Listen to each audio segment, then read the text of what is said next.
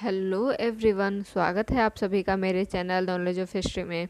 आज हम पढ़ेंगे सेट नंबर 19। ठीक है, ये है सामान्य अध्ययन प्रश्न पत्र जो कि सभी एग्ज़ाम के लिए बहुत ही महत्वपूर्ण है। ठीक है, ये प्रीवियस ईयर क्वेश्चन है। ठीक, और ये है 2008 का हल प्रश्न पत्र। ठीक है, 2008 का ये क्वेश्चन पेपर है।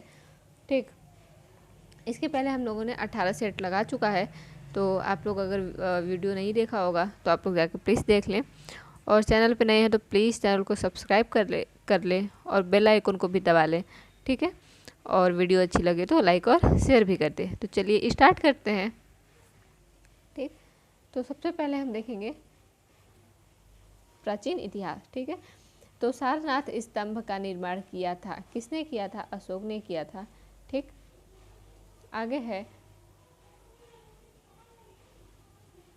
आगे भारत में किस शिलाश्रय से सर्वाधिक चित्र प्राप्त हुए हैं? ठीक है, इसका आंसर हो जाएगा भीमबेटका। ठीक, निम्न में से किस एक पूरा स्थल से पाषाण संस्कृति से लेकर हड़प्पा सभ्यता तक के सांस्कृतिक अवशेष प्राप्त हुए हैं? यह है मेहरगढ़। ठीक, गौतम बुद्ध की माँ किस वंश से संबंधित थी? ये थी कोली वंश। ठीक है, महावीर का प्रथम अनुयायी कौन बना था? ये था जमालिस। ठीक, कौन बना था? जमालिस। निम्न में से कौन एक बौद्ध ग्रंथ 16 महाजनपदों का उल्लेख करता है? ये हो जाएगा अंगुत्तर निकाय। ठीक है, क्या हो जाएगा? अंगुत्तर निकाय।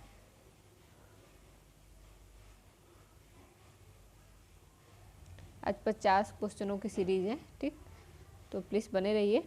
गंगा घाटी में धान की खेती का प्राचीनतम प्रमाण कहाँ से मिलता है? ये है लहुरा देव। लहुरा देव से प्राचीनतम साक्ष्य मिलते हैं धान की। ठीक है, उस पाल शासक का नाम बताइए जिसने विक्रमशिला विश्वविद्यालय स्थापित किया था? ये थे धर्मपाल।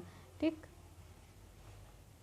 नेक्स्ट है वैदिक काल में किस जानवर को अघन्या माना जाता है? ठीक है, वैदिक काल में किस जानवर को? तो ये हो जाएगा गाय। ठीक, गाय को माना जाता था। मध्यकालीन भारत का इतिहास देखते हैं। मोहम्मद गोरी ने जयचंद को किस युद्ध में पराजित किया था? ये चंदावर का युद्ध था। ये 1894 ईस्वी में हुआ था। ठीक है, मोहम्मद गोरी और जयचंद के बीच। ठीक, किस मध्यकालीन भारतीय शासक ने पट्टा एवं कबूलियत की व्यवस्था प्रारंभ की थी? ठीक है, ये हो जाएगा शेर शाह। शेर शाह ने ये व्यवस्था प्रारंभ की थी। मुगलों एवं मेवाड़, ठीक हो जाएगा, मुगलों एवं मेवाड़ के राणा के मध्य चित्तौड़ की संधि किस शासक के शासनकाल में हस्ताक्षरित हुई थी? ठीक है, ये हो जाएगा जहांगीर के काल में। आधुनिक भारत का इतिहास। निम्नलिखित में से भारतीय राष्ट्रीय कांग्रेस के किस अधिवेशन में महात्मा गांधी ने कहा था गांधी मर सकते हैं परंतु गांधीवाद सदैव बना रहेगा? ये उन्होंने बोला था कराची अधिवेशन में 1931 ईस्वी में। ठीक है, जिया तरंग आंदोलन कहाँ प्रारंभ हुआ था? ये हुआ था मणिपुर में। जिया तरंग आंदोलन मणिपुर में प्रारंभ हुआ था। वर्ष 1928 में हिंदुस्तान सोशलिस्ट रिपब्लिकन एसोसिएशन की स्थापना कहाँ हुई थी? ये हुई थी दिल्ली में। ठीक,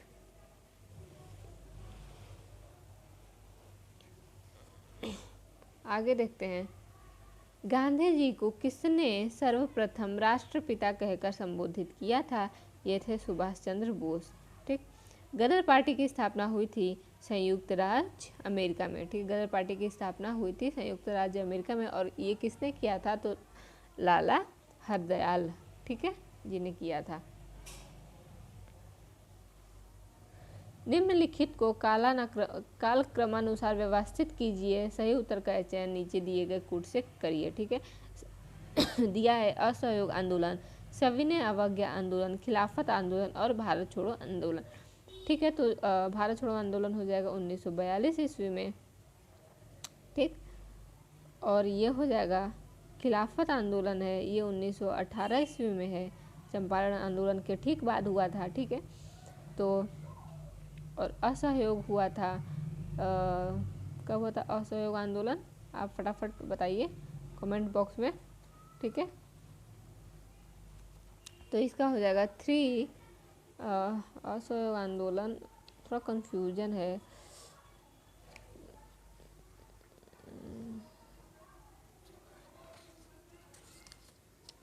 रुकिए मैं बताती हूँ आप सभी को कब हुआ था। असहयोग आंदोलन 1920 से 22 ईस्वी के मध्य शायद हुआ था, और सविनय अवज्ञा आंदोलन 1930 में, ठीक है। तो सही शायद यही है, ठीक। 1930 ईस्वी में हुआ था और ये 1920 और 22 के बीच में हुआ था, ठीक है। तो ये हो जाएगा सबसे पहले 18, ठीक, 3, फिर 1, फिर 2, फिर 4, ठीक। तो ये हो जाएगा। कला एवं संस्कृति से प्रश्न, यह नृत्य की संस्कृति से संबंधित है। ख्याल और बाज, लखनऊ, ठीक। कारागम धार्मिक लोक नृत्य संबंधित है तमिलनाडु से। कारागम जो है धार्मिक लोक नृत्य है और ये है तमिलनाडु से संबंधित। योग दर्शन के प्रतिपादक हैं, ये है पतंजलि, ठीक है। अगर आपको योग दर्शन का नहीं याद होगा तो याद कर सकते हैं कि जो बाबा रामदेव हैं वो पतंजलि का, ठीक, सारा प्रोडक्ट निकाले हैं और वो योग करते हैं, ठीक। इससे याद हो जाएगा। मंडल आयोग जिसके प्रस्ताव ने अछूड़ विवाद का सूत्रपात किया है को गठित करने वाले थे, ठीक है। कौन थे ये? मोरारजी देसाई। ये कौन थे? मोरारजी देसाई इसका आंसर हो जाएगा, ठीक है। आगे देखते हैं। भारतीय संविधान के किस अनुच्छेद के अंतर्गत राष्ट्रपति को अधिकार है कि वह किसी बिल पर अपनी अनुमति रोक ले, ठीक है। यह है अनुच्छेद 111, ठीक। सरकारी आयोग गठित हुआ था समीक्षा करने के लिए। यह हुआ था संघ और राज्यों के मध्य संबंधों की, ठीक। भारतीय संविधान का कौन सा भाग संविधान की आत्मा कहलाता है? यह है उद्देशिका। भारत का सर्वोच्च न्यायालय एक अभिलेख न्यायालय है। इसका आशय है कि इसके सभी निर्णयों का साक्ष्यात्मक मूल्य होता है और इस पर किसी भी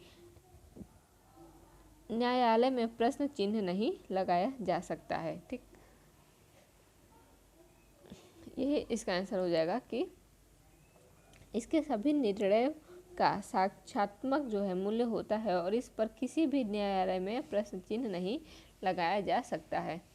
नेक्स्ट है, हम न्यायिक पुनरावलोकन की व्यवस्था रखते हैं, ठीक, भारत और यूएसए दोनों में।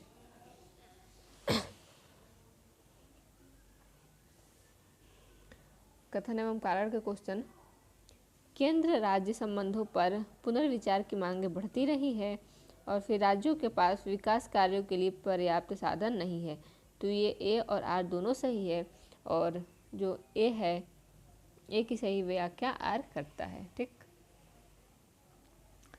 भूमध्य रेखा गुजरती है केन्या से, ठीक है। भूमध्य रेखा कहाँ से गुजरती है? केन्या से। सौर मंडल में क्षुद्र ग्रह मतलब एस्ट्रॉयड छोटे खगोलीय पिंड हैं जो जिन ग्रहों के मध्य पाए जाते हैं, ये पाए जाते हैं मंगल और बृहस्पति, ठीक, बृहस्पति और मंगल। रिंग ऑफ फायर संबंधित है भूकंप से, ज्वालामुखी से, प्रशांत महासागर से या फिर जंगल की आग से, ठीक है। तो रिंग ऑफ फायर ये भूकंप से संबंधित है, ज्वालामुखी से संबंधित है, प्रशांत महासागर से संबंधित है, लेकिन जंगल की आग से नहीं संबंधित है, ठीक। भारत का भूगोल। भारत की काली मिट्टी उत्पादन के लिए बहुत उपयुक्त होती है, ठीक। भारत की जो काली मिट्टी होती है वो किसके लिए? वो कपास के फसल के लिए बहुत ही उपयोगी होती है, ठीक। कपास के लिए काली मिट्टी बहुत ही उपजाऊ मानी जाती है। वर्ष 1991 से 2000 के मध्य जनसंख्या की 10 वर्षीय वृद्धि पर, ठीक है, प्रतिशत रूप में किस राज्य में न्यूनतम थी? ये थी केरल में, ठीक। भारत के निम्नलिखित राज्यों को उनकी जनसंख्या आकार के अवरोही क्रम में व्यवस्थित कीजिए तथा अधोलिखित कूट में सही उत्तर का चयन कीजिए, ठीक है। तो ये हो जाएगा पहले महाराष्ट्र, फिर बिहार, फिर पश्चिम बंगाल और फिर आंध्र प्रदेश, ठीक। निम्नलिखित में से कौन सा कथन सही है? ये 1901 की जनगणना में सर्वाधिक यौन अनुपात पाया गया है। ठीक,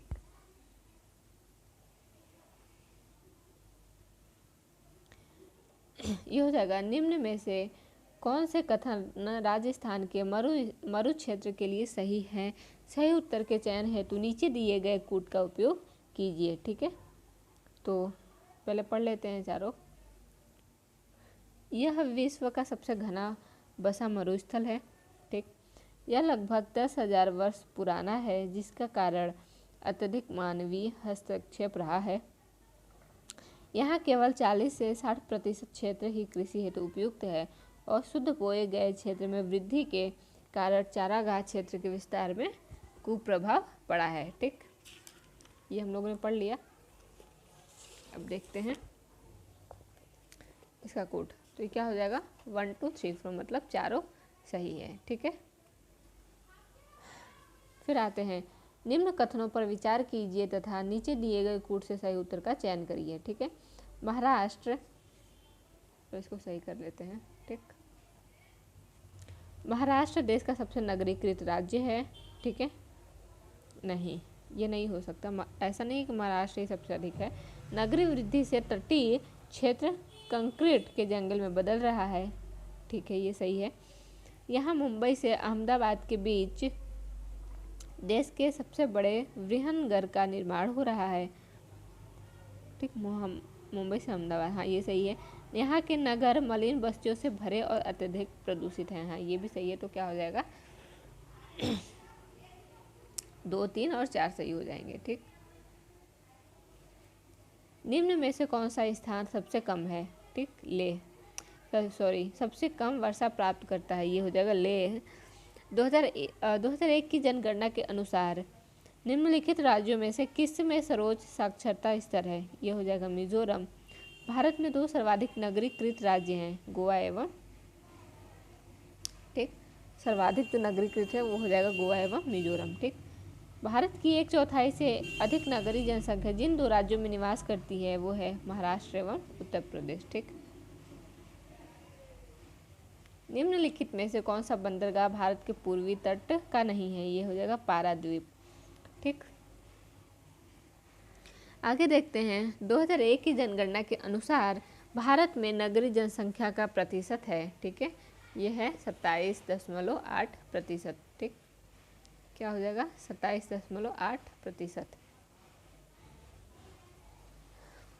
विश्रामपुर जिसके खनन के लिए प्रसिद्ध है वह है कोयला।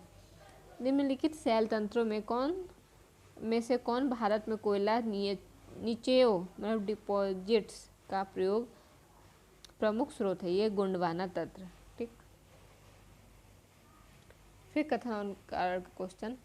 भारत में अंतर्देशीय जल मार्गों का पर्याप्त विकास नहीं हुआ है। ठीक है, ये सही है। और भारत के अधिकतर भागों में वर्षा 4 साल के महीनों में ही होती है। ठीक है, तो दोनों सही है। और